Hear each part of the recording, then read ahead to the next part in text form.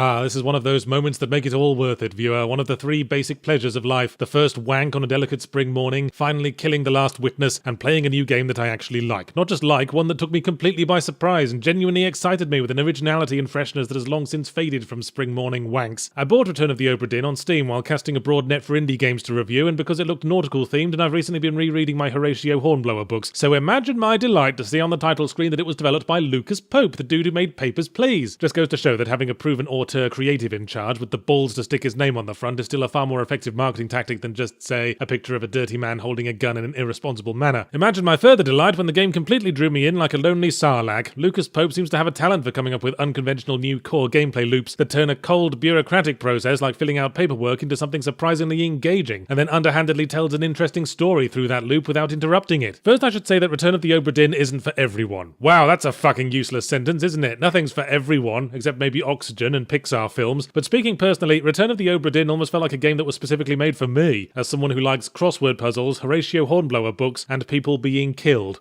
The premise is you are an insurance investigator. Whoa, slow the fuck down, Lucas Pope. This roller coaster's off to a hot start. And you come aboard a hitherto thought lost ship that drifted into English waters with its entire crew apparently suffering from a bad case of not there. After determining to your satisfaction that they aren't all waiting below decks preparing a surprise party, you acquire a sketch of each crew member and a list of names, and your task is simply to assign the correct name to each sketch as well as how they died. And the only tool you have to hand is a magic pocket watch that allows you to relive the last few seconds of a dead person's life and enter and walk around the precise moment in which they expired. Yeah, I guess that is a pretty big only. I mentioned in the Unavowed review that I appreciate a game that makes me feel clever because God knows precious little does since the stroke, and that's exactly what Obra Dinn does, for you see, most people when seconds from death aren't courteous enough to say things like, "Oh no, I, Third Officer Eric Braithwaite, am soon to die, but at least I'm in the company of my friends Bob and Hercules, cough, cough, splatter, splatter." Most of the crew will have to be identified through keen deduction from scraps of clues and processes of elimination, and that's where I felt clever. It was thanks to having read Horatio Hornblower books that I was able to recognise a midshipman when I saw one. A degree of general knowledge is required to identify people's nationalities,